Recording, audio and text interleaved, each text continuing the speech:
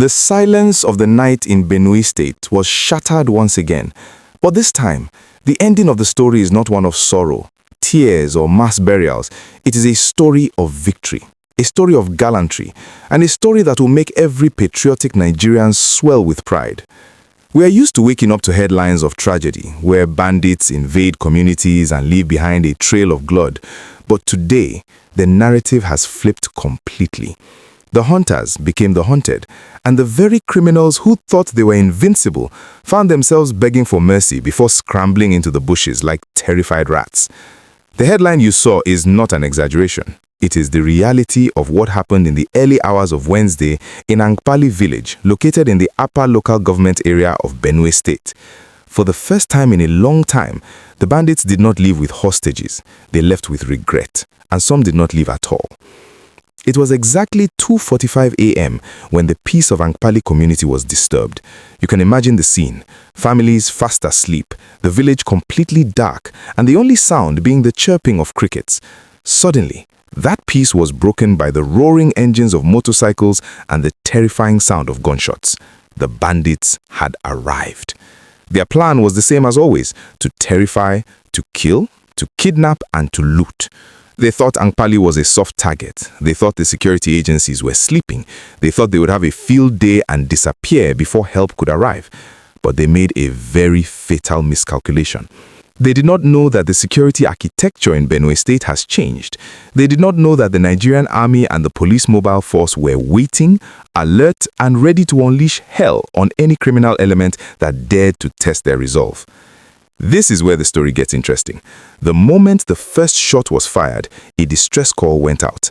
In the past, we have heard stories of residents calling for help and getting no response for hours, but not this time. The response was swift, it was coordinated, and it was deadly effective.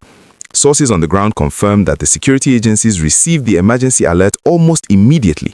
There was no "we don't have fuel" excuses. There was no "we are waiting for orders." The operatives of the Nigerian Army, working in perfect collaboration with the 80 Police Mobile Force Unit, swung into action. They mobilized additional personnel and stormed Ankpali Village with the speed of lightning. I want you to picture this moment, because it is the turning point of the night. The bandits were likely in the middle of breaking down doors, shouting orders at terrified women and children, feeling like they were the kings of the jungle.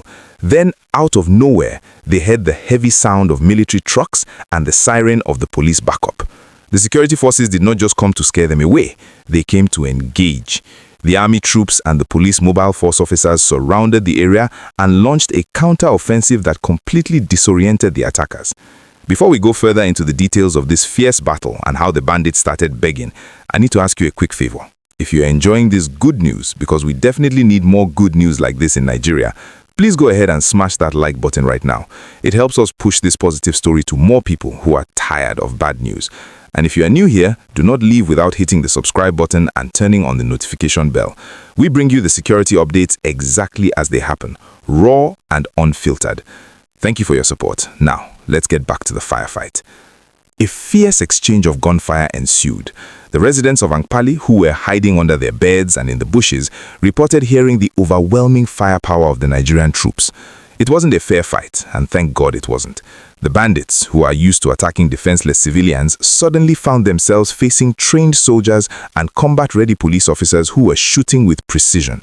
The superior firepower of the military forced the bandits to abandon their mission immediately. This is where the headline comes into play. Eyewitness accounts suggest that the intensity of the counterattack was so severe that the bandits were thrown into total confusion.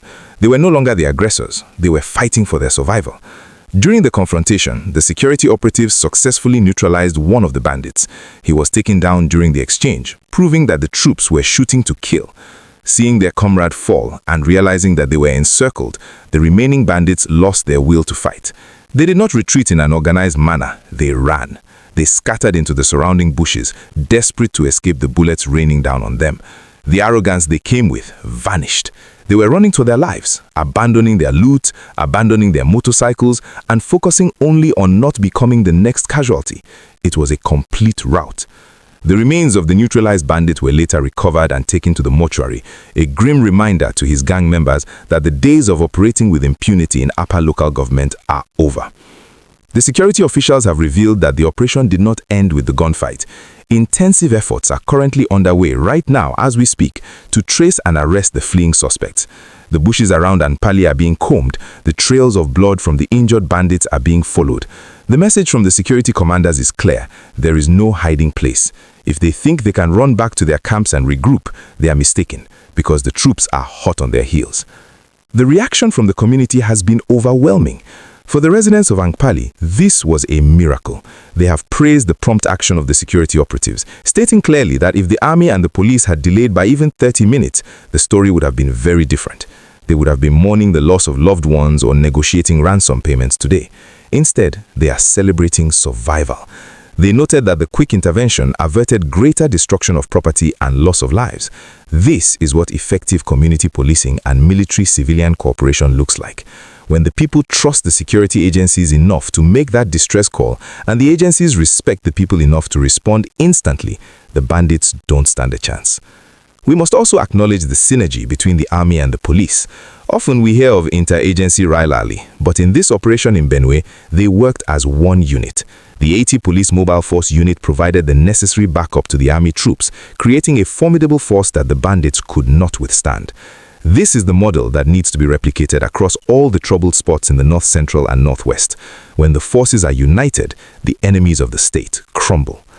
As the sun rose over Ankpali on Wednesday morning, the fear of the night had been replaced by a sense of relief and confidence. The villagers came out to see the evidence of the battle, thanking the soldiers who stood between them and death.